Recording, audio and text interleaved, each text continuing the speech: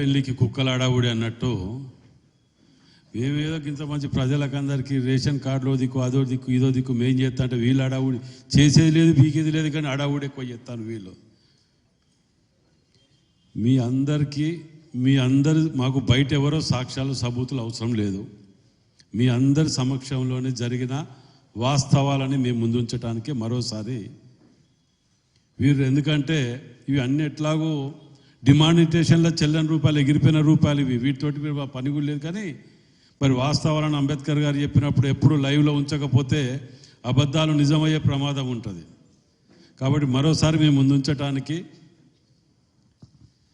గతంలో కాంగ్రెస్ ప్రభుత్వం నుంచి వదిలిపెట్టిన తర్వాత బీఆర్ఎస్ వచ్చిన తర్వాత ఉద్యమాల పేరట శవాల మీద పేలాలు ఏరుకున్న అధికారంలోకి వచ్చిన తర్వాత మనం ఇన్నాం ఎవని పాలాయరా తెలంగాణ అనే దాని మీద కూడా ఇన్న రోజులున్నాయి.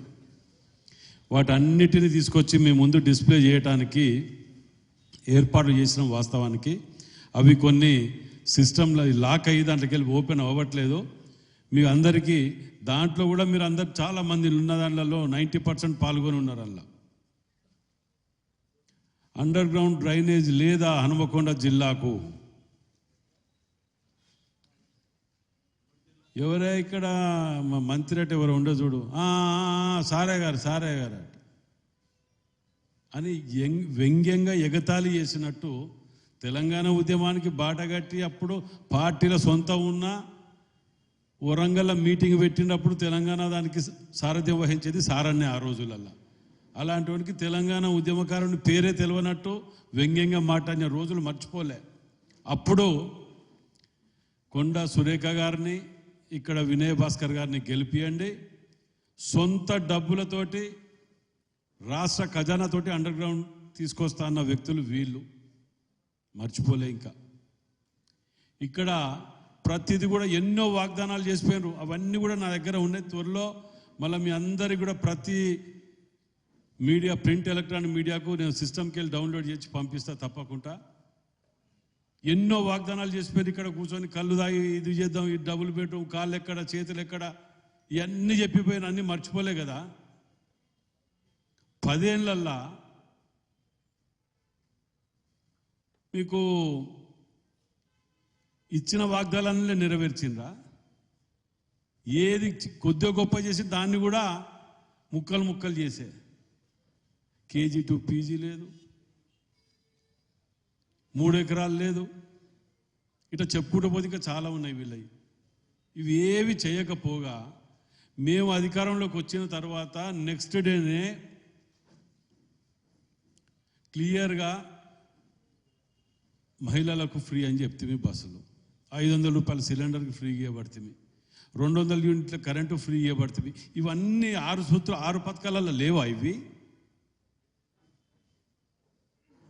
ఇన్ని ఉండగా కూడా సంవత్సర కాలం ఇప్పుడు మళ్ళా ఇప్పుడు వీళ్ళు ఏం చేస్తున్నారు, మేము గ్రామ సభలు పెట్టినాం, గ్రామ సభలో కొత్త వాళ్ళని అప్లై చేసుకోమని ఇదేమన్నా చెప్పినామా? మేము ఎక్కడైనా ఇన్ని గ్రామ సభల్లో పాల్గొన్నాం కదా.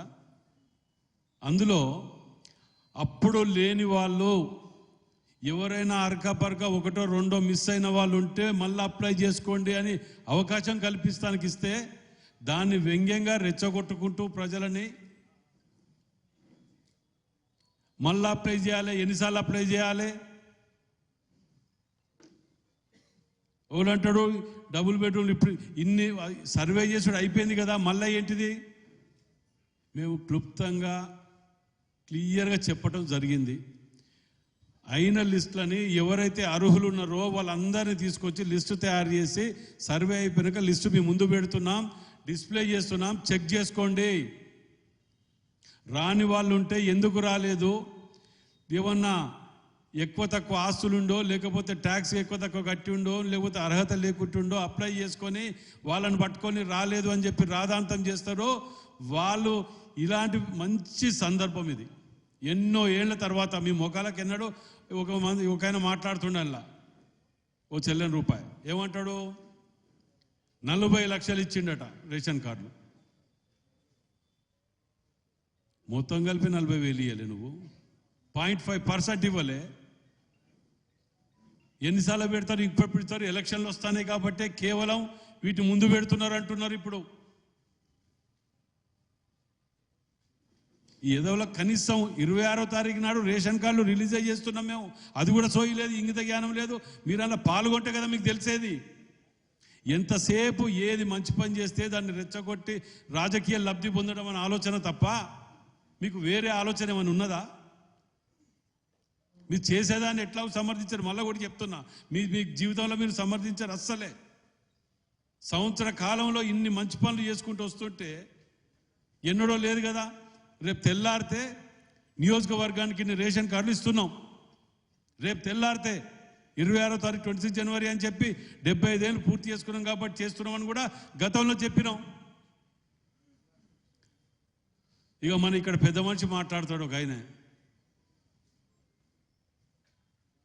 కట్టేసి కొట్టమన్నాడు, కట్టేయమన్నాడు, ఉరికేయమన్నాడు అని. నేను మీ అందరి సమక్షంలో కదా ప్రెస్ మీట్లో మాట్లాడింది మొన్న అశోకాల. ఎవరైనా డిస్టర్బ్ చేస్తే అర్హులకు లబ్ధి పొందటానికి అందరు వచ్చిండ్రు, వాళ్ళందరూ ఇది చేసుకోండి. టీఆర్ఎస్ వాళ్ళు ఈ ఎదవలు అని కూడా చెప్పిన, రెచ్చగొడతారు, వాళ్ళ ప్రలోభాలకు ఇది కాకండి. వాళ్ళు ఎట్లాగూ ఇయ్యలే, మీ ముఖాలకు జీవితంలో అనుకోకుండా వరంగల్ వెస్ట్ కాన్స్టిట్యున్సీలో ఒక్క ఇల్లు ఇచ్చిండ్రా, ఒక్క రేషన్ కార్డు ఇచ్చిండ్రా, ఒక్క పెన్షన్ ఇచ్చిండ్రా? జవాబుదారితనం లేదు. కానీ ప్రెస్ మీట్ పెట్టి 4 రోజులైతే తెలుస్తుంది, ఎలక్షన్ల కోసమే పెట్టిండ్రు.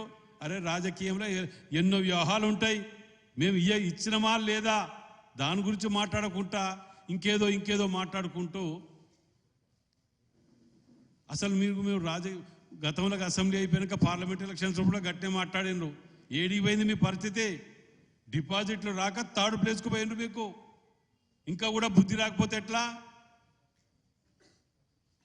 నిన్ననో మొన్ననో ఎక్కడో దొరికిన పాత నోట్లట, ఏది డిమానిటేషన్ కంటే ముందు మెడ్రాసులో ఇక్కడ దొరికిన కుప్పలు కట్టలని చూపించిన టీవీలల్లా. ఇది అందుకెళ్ళి తప్పించుకొచ్చిన బ్యాచే ఉన్నట్టున్నది నాకు చూడబోతే. ఇది అందుకెళ్ళే ఉన్నది.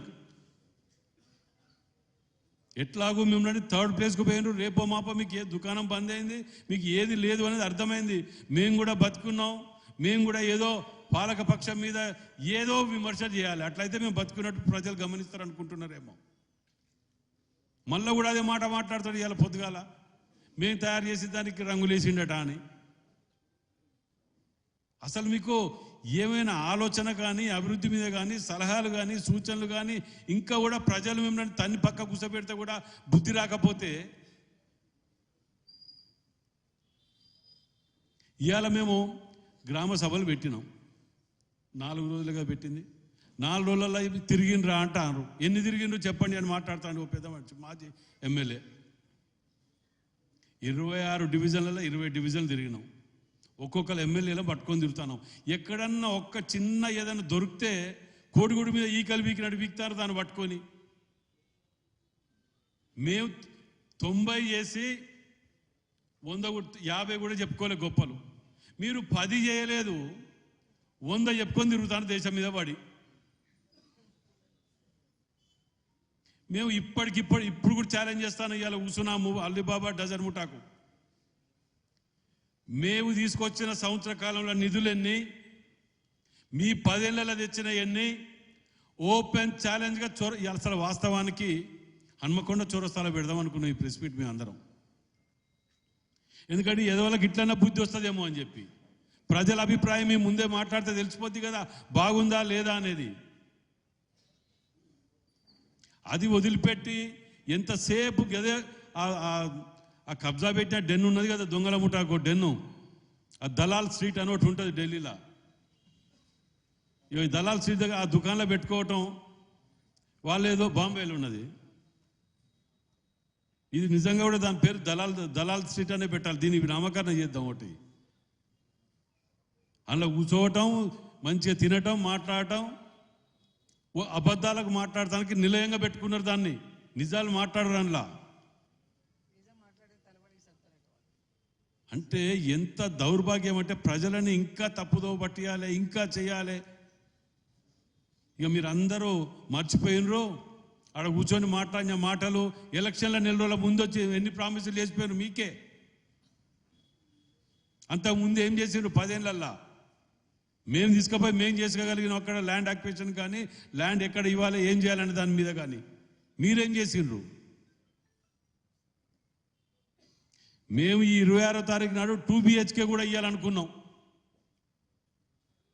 2 BHK కూడా మేము ఈ ఇంధనమది కంప్లీట్ అయినాక 26వ తారీఖు నుంచి వారం 10 రోజులలో డబుల్ బెడ్రూమ్ కూడా ఇవ్వడానికి మేము ప్రయత్నం చేస్తుంటే అందరిని ఎగేసి, ఎందుకంటే డబ్బులు మొత్తం ఒక్కొక్క ఆడ ఉన్నాయి, ఇక్కడ 600, 2000 మంది దగ్గర డబ్బులు దొప్పారు. 2 లక్షలు, 3 లక్షలు, 5 లక్షలు వాళ్ళు మీద పడి అంతారని చెప్పి వాళ్ళందరినీ ఎగేస్తారు ఇక్కడికి. ఇలా చూడండి, మాస్టర్ ప్లాన్లో కూడా ఒక్కొక్క మాస్టర్ ప్లాన్ వెంబడి మాజీ ఎమ్మెల్యేల ల్యాండ్లు ఎన్ని ఉన్నాయి?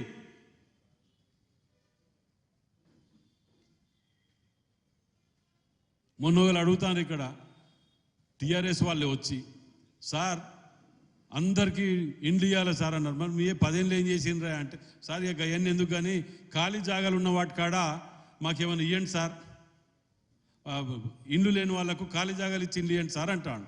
ఇంకా ఖాళీ జాగాలు ఎక్కడ మిగిలిన ఇచ్చారా నాయన మీరు అని చెప్పిన, అది కూడా అడిగిన. ఇంకేడ మిగిలినాయి ఖాళీ జాగాలు మీకు?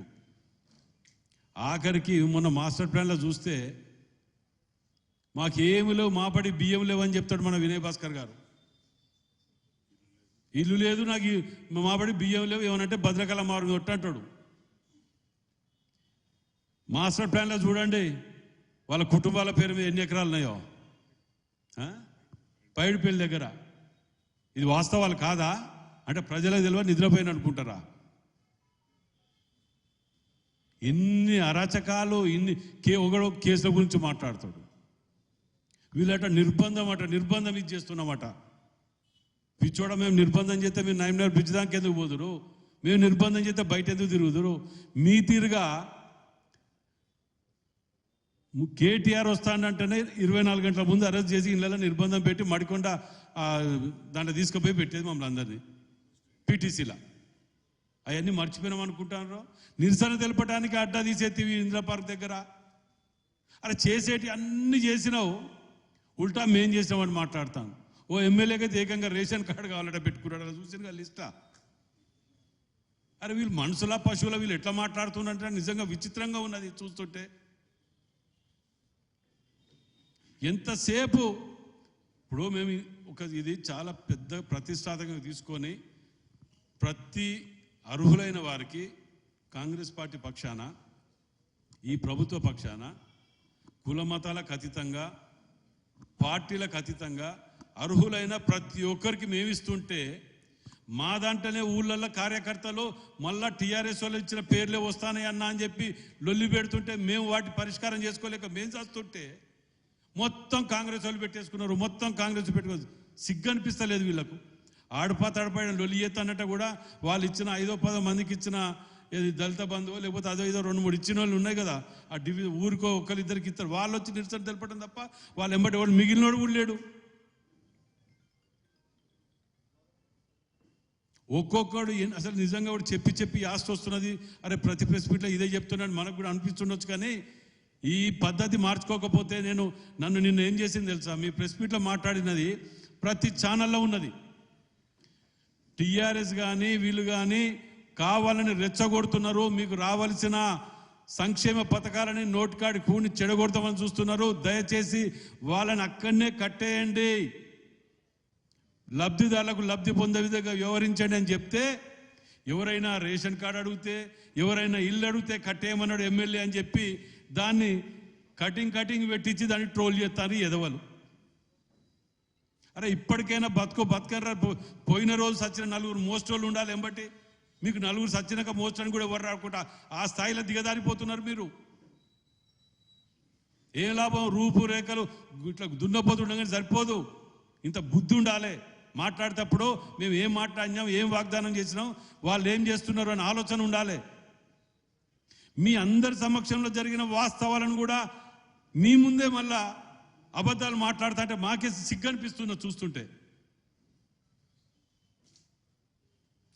ఇవాళ ఇక్కడెక్కడైనా గ్రామ సభలో చిన్న డిస్టర్బెన్స్ జరిగిందా? ఇక్కడ కొన్ని ఊర్లలో ఎక్కడో కాడ కొన్ని అది కూడా వాళ్ళు వాంటెడ్లీ క్రియేట్ చేసినాయి. మేము ఇస్తాంరా మొర్రో అంటే లొల్లెక్కడిది అసలు చెప్పండి, నాకు తెలియక అడుగుతా. ఇది నిరంతర ప్రక్రియ, ఇవాళతో ఆగతలేదు, కంటిన్యూస్గా ఇస్తాము. 26వ తారీఖు నాడు ఇస్తున్నాము అని చెప్పినాం. రేపు పొద్దుగాల ఈ టైం వరకు మేము రేషన్ కార్డు పంచుతున్నాం. జవాబు చెప్పు ప్రజలకు. మీరు ఒక్క రేషన్ కార్డు ఇచ్చిండ్రా? అరే ఉన్న 11-13 రకాల సరుకులు ఇస్తే మొత్తం ఖతం చేసో దొడ్డు బియ్యం ఇచ్చింది తప్ప ఒక్క సరుకు ఇవ్వలే మీరు. ఇదివరకు వచ్చిన వాళ్ళు ఒక్కొక్కరు గంపలల్లా నూనె, ఉప్పు, పప్పు అన్ని పట్టుకపోయినరు. వీటన్నిటిని వదిలిపెట్టి మేమేదో చేసినాం, మేమేదో వీకినాం. ఇదే మీ ఇదే చేసేది. నాగరాజు గారు మాట వినండి. గుట్టలు, చెరువులు, మల్లారెడ్డి లాంటి కాలేజీలకు, కోళ్ళ ఫామాలకు అన్నిటికీ తీసుకొని దొబ్బి కూర్చున్నారు. వాటికి ఇప్పుడు ఇయ్యమంటే మేము ఇయ్యం. అది చెప్పి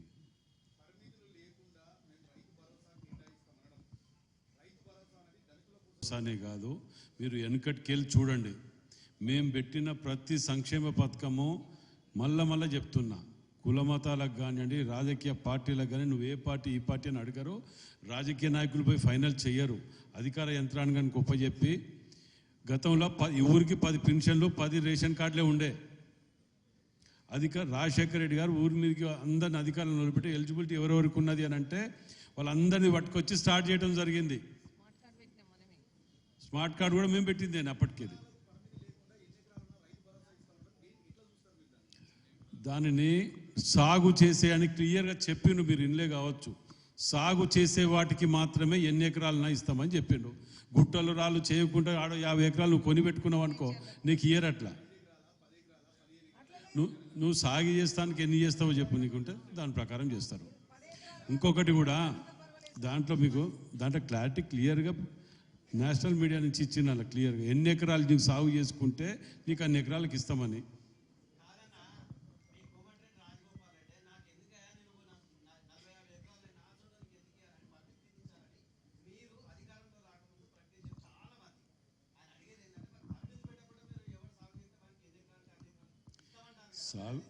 వ్యవసాయానికి మీరు చేసుకున్నంత ఇస్తామని చెప్పి పెద్దలందరూ కలిసి కూర్చొని నిర్ణయించి పెట్టినరు. దాని మీద ఏమైనా ఆల్టరేషన్ ఉంటే ఉండొచ్చు, అంతేగాని దానికి మీకు ఆడికి మీరు దీన్ని సమర్థించండి. గుట్టలకు, పోల్ట్రీ ఫామ్లకు ఇస్తలేము, ఫామ్ హౌస్లకు ఇస్తలేము అనే దాన్ని సమర్థించండి.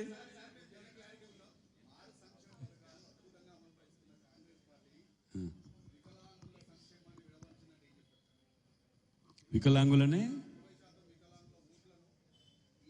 ఇవాళ కూడా ఇందిరమ్మ ఇండ్లు ఇచ్చిన దాంట్లో కానీ, 2 BHK దాంట్లో కానీ, డివిజన్ వైజ్ డ్రా సిస్టమ్ తీసే దాంట్లో కూడా వికలాంగుల పేర్లు పొందుపరిచినాము. వాళ్ళ పర్సంటేజ్ వాళ్ళకే ఎక్కడ విస్మరించలేదు. ఇప్పుడు ఇన్ని సంక్షేమాలు ఉన్నప్పుడు 1-2 ఇదేదైనప్పుడు ఇది దాని గురించి మాకు ఎగ్జామ్షన్ ఇవ్వాలి. ఇదే 100 వాగ్దానాలు చేసి 2 చేసినప్పుడు ఇట్లా కూర్చో ఊరు కూడా దొరికినాడు అనేది. అప్పుడు ఇటు గట్టిగా అడిగితే ఏమయ్యాలి, ఈ పరిస్థితి ఉండకపోయేది. మేము ఒక నిమిషం, లెట్ మీ కంప్లీట్ ప్లీజ్. మీరు ఏది అడిగినా తెల్లని దాకా కూర్చున్నా మేము జవాబు చెప్తాం.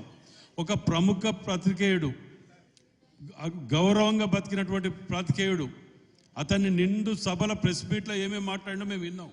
మేము 100 చేసిన దాంట్లో 1-2 ఎగ్జామ్షన్స్ ఉన్నా మీలాంటి వాళ్ళు ఇప్పుడు మీరు అడిగినరు, ఇంతమందికి ఎన్ని చేసుకుంటే అన్ని ఇస్తారు, లిమిట్ లేదు అన్నారు. అది ఒక్కటే ఇటు వైపు పడుతున్నది. కానీ పోల్ట్రీ ఫామ్లు నేను చెప్పిన అదే విచ్చలవిడిగా ఎకరాలు కొనేసి దాన్ని వైట్ అమౌంట్గా అకౌంట్లో పడుతుంటే దొబ్బిన వాళ్ళని అరికట్టిండు అనే దాన్ని సమర్థించే ప్రయత్నం కూడా చెయ్యండి. దాంట్లో మీరు అన్నట్టు ఇది స్టేట్ పాలసీ. దీంట్లో ఏమైనా నిర్ణయాలు ఒక్కొక్కటి తీసుకుంటూ వస్తుంటారు. ఇవాళ నిజంగా ఒకటి చెప్తున్నారు, రేషన్ కార్డులల్లో మీరు సమర్థించారని ఒకటి అడుగుతున్న. ఓట్ బ్యాంక్ పాలిటిక్స్ లేకపోతే నేను నిర్భయంగా చెప్పేటోని. రేషన్ కార్డులు 100 ఉంటే 90 మందికి ఉన్నాయి. కేవలం ఆరోగ్యశ్రీ ఫీజు రియంబర్స్మెంట్ 2 కార్లు ఉంటాయి, 2 ఇళ్ళు ఉంటాయి. నీకు తెల్ల రేషన్ కార్డు ఏమవసరం అబ్బా? తీసేయని అనుకో, ఓటు పోతే అనలేక ఓటు పోతే అని చెప్పడానికి ఎవరు సపోర్ట్ చేస్తలేరు. ఇది వాస్తవం కాదా? మేము అన్ని అట్నే ఉంచుతాం, కొత్త ఇస్తాను అంటాను మేమే. ఉదాహరణకు ఇవన్నీ కూడా కొన్ని. నిన్న ఒక ఎగ్జాంపుల్ చెప్తా మీకు. విదేశాలకు వెళ్ళి విదేశాలకు వెళ్ళి 170 కోట్ల రూపాయలు, 1,70 కోట్ల రూపాయలు పెట్టుబడులు పట్టుకొస్తే ఇంకా బీజేపీ నాయకుడు కిషన్ రెడ్డి గారు మాట్లాడుతాను, నిజంగా సిగ్గనిపిస్తున్నది. ఇక్కడ చేసుకున్న వాళ్ళందరూ గాడపోయి చేసుకొని వస్తాను అంటే మీ మహారాష్ట్ర ముఖ్యమంత్రి ఎందుకు ఎంపీకి వచ్చినాడికి? ఆయన కూడా ఉన్నాడు కదా అందులో, ఆయన కూడా చేసుకొని వచ్చిండు కదా. అంటే ఇక్కడ ఇన్ని లక్షల కోట్లు తీసుకొచ్చిండు, పెట్టుబడి అనేది సమర్థించడం వదిలిపెట్టి దాని మీద బూరు విక్తాను. తెచ్చిండనేది మర్చిపోతాను, తేనోడు తేకపోయిండు, తెచ్చినోడు దాన్ని కొడుగుడి మీద బూరు విక్తాను.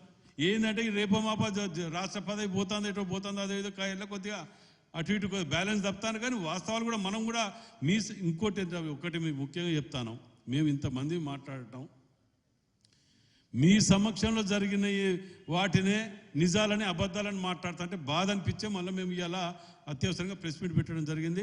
Thank you. ప్రజలు అనూహ్యమైన స్పందనతో వచ్చి ఎవరైతే మిస్ అయినా, ఎవరైతే ఆ రోజు గత ప్రజాపాలనలో ఎవరన్నా ఊర్లలో లేని వాళ్ళు, లేకుంటే ఎక్కడన్నా వెళ్ళిన వారు, లేక కొన్ని తప్పిదాల వల్ల వాళ్ళ పేర్లు రాని వాళ్ళని అన్నిని కూడా సరి చేసుకుంటూ ఈ యొక్క ప్రజాపాలన ముందుకు పోతుంది. కానీ ఈరోజు బీఆర్ఎస్ నాయకులు అది జీర్ణించుకోలేక, మీకు లైవ్ ఎగ్జాంపుల్ చెప్తాను. నిన్న కూడా నేను మడికొండ గ్రామ ప్రజాపాలన పాల్గొంటే అన్న మాకు గత ప్రభుత్వం అంటే మేము ఉన్నాం, చేయలేకపోయినాం, ఇప్పుడన్నా పాపం ఇంద్రమ్మ ఇల్లు ఇవ్వండి అని ఆ ప్రజానాయకులే వచ్చి, బీఆర్ఎస్ నాయకులే వచ్చి రిక్వెస్ట్ చేస్తున్నారు. అంటే చూడండి మేము ఎంత ట్రాన్స్పరెంట్గా ఉన్నాం, అంటే పారదర్శకంగా. మా కార్యకర్తలు అయితే చాలా అన్హ్యాపీగా ఉన్నారు. అన్ని మళ్ళీ బీఆర్ఎస్ నాయకుల పేర్లు వస్తున్నాయి ఇండ్లలో, రేషన్ కార్డులో, ఈవెన్ ఈజీసీ వర్క్ ఇంద్రమ్మ పనులకు పోయే దాంట్లో కూడా అనేది అంత స్ట్రాంగ్గా చెప్తున్నారంటే మీరు అర్థం చేసుకోండి. మేము ఎవరికి ఇస్తున్నాం ట్రాన్స్పరెంట్గా, పారదర్శకంగా. ఎవరైతే అర్హులైన వారందరికీ కూడా, అందరికీ కూడా ఇస్తుంటే దాని మీద డాక్టర్ టి రాజయ్య, మరి ఆయన వ్యవసాయం చేసిందో లేదో నాకు తెలియదు, మరి వారు కూడా కామెంట్ చేస్తున్నారు, నారు పోసుకుంటా తిరిగి. ఇంత స్వచ్ఛంగా అందరు కూడా వచ్చి ఎలాంటి అవతరకలు లేకుండా ఈ యొక్క రైతు భరోసా, ఆత్మీయ భరోసా, ఇంద్రమ్మ ఆత్మీయ భరోసా కోసం అన్నీ కూడా లిస్టు తీసుకొని ఆ గ్రామ పంచాయతీలో పెట్టి మీరు చూసుకోండి. అక్కడ లిస్ట్ ఇస్తున్నాం, చూసుకోండి. ఇందులో ఏమైనా మీరు మిస్ అయినరా, ఇంకెవరైనా అర్హులు ఉన్నవారు అప్లై చేసుకోండి అని కూడా ఇంత స్పష్టంగా చెప్తున్నా కూడా ఇంకా వీళ్ళకి అర్థమవుతలేదు. ప్రజలు మిమ్మల్ని తరిమిండ్రు. ఒక ఆయననేమో AK-47 పట్టుకొని తిరుగుతాను అంటున్నారు. AK-47 అది ఇంటెలిజెన్స్ వాళ్ళు చేసి, ఇప్పుడు వీళ్ళకు రాష్ట్ర పోలీస్ మీద KTRకు నమ్మకం లేదట. తర్వాత ఇప్పుడు పెద్ది సుదర్శన్ రెడ్డి అనే ఒక మాజీ ఎమ్మెల్యే కూడా పోలీసుల మీద నమ్మకం లేదట. అరే గత 10 ఏళ్లలో ఉన్న పోలీస్ అదే పోలీస్ కదా. మీరు చేసిన పోలీసులు ఏం చేసినా అడ్డు పెట్టుకొని పాపం ఈరోజు వాళ్ళందరూ జైల్లో మగ్గుతున్నారు. మీరు చేసిన నిర్వాహకం, మీరు చేసిన దురహంకారమైన పాలనలో పాపం వాళ్ళు మీకోసం బలి అయినరు. ఆ ఫ్యామిలీస్ అన్నీ ఆ శాపం తాకుతుంది తప్పనిసరిగా. కేసీఆర్ కుటుంబానికి, KTR కుటుంబానికి తప్పనిసరిగా ఆ యొక్క పోలీస్ ఫ్యామిలీల ఏడుపు తప్పనిసరిగా మీకు తాకుతుంది. మీరు పోలీసులను అడ్డు పెట్టుకొని చేసిన ప్రజాపాలన ఎట్లుంది? మేము స్వేచ్ఛగా ఇచ్చినాం అందరికీ, స్వేచ్ఛగా. పోలీస్ వాళ్ళని కూడా ఎవరిని ఏమనద్దండి, సిస్టమేటిక్గా కూర్చోబెట్టి మాట్లాడి జస్ట్ ఫర్ వాళ్ళు ఇంటర్నల్ సెక్యూరిటీగా చూస్తున్నారు తప్ప ఎవరు కూడా పోలీసుల వల్ల ఎవరిని ఇబ్బంది పెట్టకుండా చూడాలని, వారిని సక్రమంగా ఒకరి మీద ఒకరు పడి పెద్ద మనుషులు వస్తారు కాబట్టి వాళ్ళ కోసం పెడుతున్నాం తప్ప ఎవరిని కూడా పోలీసుల ద్వారా మేము ఎవరిని రెచ్చగొడతలేము, ఎవరిని అరెస్ట్ చేస్తలేము, లేకుంటే లాఠీ చార్జ్ చేయమంటలేము. ఇంత స్వచ్ఛందంగా కనపడుతున్నారు. మీడియా మిత్రులు కూడా గమనిస్తున్నారు ప్రతి అడుగు. మా యొక్క మేము ఇప్పటికీ నేను 10-15 గ్రామ ప్రజాపాలన అటెండ్ అయినా, ఎక్కడ పోయినా కూడా అందరూ కూడా చాలా హ్యాపీగా ఉన్నారు. రైతు రుణమాఫీ రానోళ్ళకు కూడా మొన్న కూడా నేను గౌరవ ముఖ్యమంత్రి గారి దగ్గర పోయి, లాస్ట్ ఆయన దావోస్ పోకముందు పోయి, అన్న పెగడపల్లి సొసైటీలో రైతులకు రాలేదంటే దాన్ని మళ్ళీ మొత్తం పరీక్షించి అక్కడ ఒక అధికారి చేసిన తప్పిదానికి అతన్ని సస్పెండ్ చేసిండ్రు. ఆ రైతులకు కూడా 11 కోట్లు మొన్న టోకెన్ నెంబర్ వచ్చింది. ఇంత మేము రైతుల కోసం, ప్రజల కోసం పనిచేస్తున్నాం. ఇంద్రమ్మ ఇల్లు ఇవ్వడానికి సిద్ధంగా ఉన్నాం, జాబ్ కార్డు ఇవ్వడానికి సిద్ధంగా ఉన్నాం. రేషన్ కార్డు కోసం అయితే పాపం అల్లాడిపోయినారు. 10 ఏళ్ళు రేషన్ కార్డులు లేక, ఇండ్లు లేక ఎదురు చూసిన ప్రజలు ఈరోజు చాలా వాళ్ళ కళ్ళల్లో ఆనందం ఉన్నాం. రేపు మేము 26వ తారీఖు రోజు కొన్ని గ్రామాలను, కొన్ని మండలాలను, ప్రతి గ్రామంలో కొన్ని శాంపిల్గా తీసుకొని మీ అందరికి కూడా మీ సమక్షంలో ఇవ్వబోతున్నాం. అవి చూడండి ఎవరికి వచ్చినాయి, నిరుపేదలకు వస్తున్నాయా, లేకుంటే కాంగ్రెస్ కార్యకర్తలకు వస్తున్నాయా, లేకుంటే మా బంధువులకు వస్తున్నాయా, లేకుంటే ఇంకేమన్నా మేము మా ఏమంటారు మాకు షాడో ఎమ్మెల్యేస్ వాళ్ళకి ఇస్తున్నామో చూడండి. ఇట్లా ఈ విధంగా పుకారాలు లేపి మా యొక్క ప్రభుత్వాన్ని అబాసుపాలు చేస్తున్నారు. మేము స్వచ్ఛందంగా ప్రజల కోసం పనిచేస్తున్నాం. ఈరోజు తెలంగాణ వచ్చిన కాంగ్రెస్ పాలన వచ్చినాక తెలంగాణలో ఏదైతే మాట ఇచ్చినామో ఆ మాట మీద నిలబడి పనిచేస్తున్నాం. మేమందరం ఎమ్మెల్యేలు కూడా సమిష్టిగా పనిచేస్తూ మీరు చూసిండ్రు. ఆల్రెడీ మన ఎయిర్పోర్ట్ కోసం భూసేకరణ మొదలైంది. ఇక్కడ రైల్వే కోచ్ ఫ్యాక్టరీ కూడా స్టార్ట్ అయింది. నిన్న మడికొండలు కూడా అన్న మేము మాకు ఈ యొక్క ఏదైతే డంపింగ్ యార్డ్ వల్ల మేము అందరం నష్టపోతున్నాం అంటే కూడా దాన్ని కూడా గౌరవ ముఖ్యమంత్రి గారు ఆ రోజు నిండు సభలో మాట ఇచ్చిండ్రు. దాన్ని వేరే ప్రాంతానికి తరలించేదానికి ఒక టెక్నికల్ టీంను కూడా పంపించిండ్రు. దానిపైన సర్వే అవుతుంది. దాన్ని అక్కడి డంపింగ్ యార్డ్ని అక్కడి తీసి ఒక ఎలక్ట్రిసిటీ ప్రొడ్యూస్ చేసే విధంగా కొత్త టెక్నాలజీతోని ఈ డంపింగ్ యార్డ్ని కూడా షిఫ్ట్ చేయబోతున్నామని చెప్తున్నాము.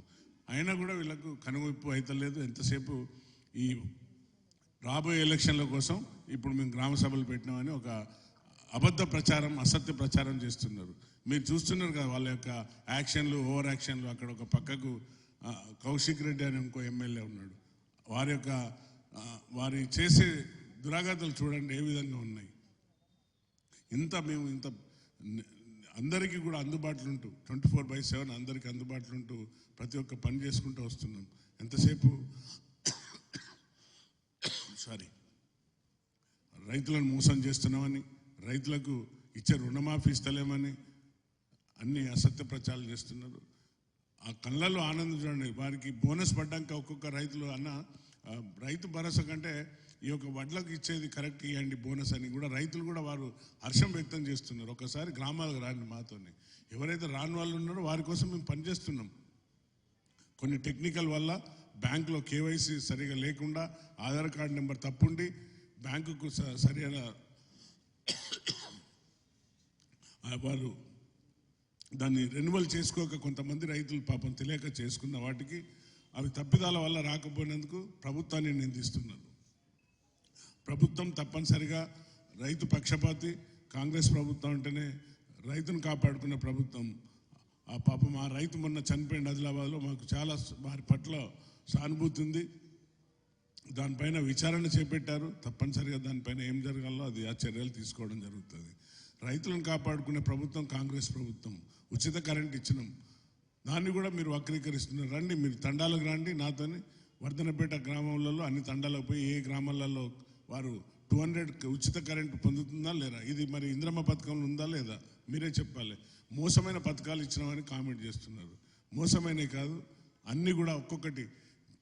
ఈ యొక్క రాష్ట్రాన్ని సర్వనాశనం పట్టించిన కాంగ్రెస్ ప్రభుత్వం వచ్చినాక బీఆర్ఎస్ ప్రభుత్వం చేసిన నష్టాలను, ఆ కష్టాలను అన్నీ ఒక్కొక్కటి అధిగమించుకుంటూ ప్రతి నెల జీతం ఇవ్వలేని దుర్గమైన పరిస్థితిలో ఇప్పుడు నెల జీతం ఫస్ట్కి ఇచ్చేటట్టు ప్రతి ఒక్కరికి అన్ని తీసుకుంటూ వస్తున్నాయి. గొప్పగా చేస్తున్న సేవ చేస్తున్నాం. మేము తప్పనిసరిగా ప్రజలలో ఉంటాం. ఇది ఏదో ఎలక్షన్ కోసం కాదు చేసేది.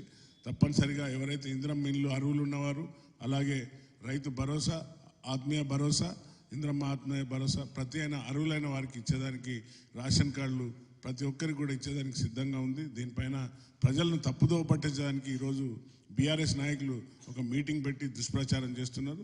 ప్రజలు ఇంకా వచ్చే రోజులలో తప్పనిసరిగా మీకు బుద్ధి చెప్తారని తెలియజేస్తూ జై హింద్. ఆ విషయం పైన తప్పనిసరిగా వారు సమాధానం చెప్పాలి. ఎందుకు అన్నారు అనేది, సబ్జెక్ట్ దేనిపైన వచ్చిందనేది. అట్లా ఉందా? అట్లా ఓకే. ఎక్కడైంది అది? కరీంనగర్లో పమేలా సత్పథ్. నేను చూడలేదు. తప్పనిసరిగా దానిపైన అధికారులకు తప్పనిసరిగా సీఎంఓ ఆఫీస్కి పోతుంది అది. ఆ విషయం పైన అలాంటి మంత్రులు ఏమైనా అనుచిత వ్యాఖ్యలు చేస్తే వారిపైన తప్పనిసరిగా ముఖ్యమంత్రి గారు స్పందిస్తారు.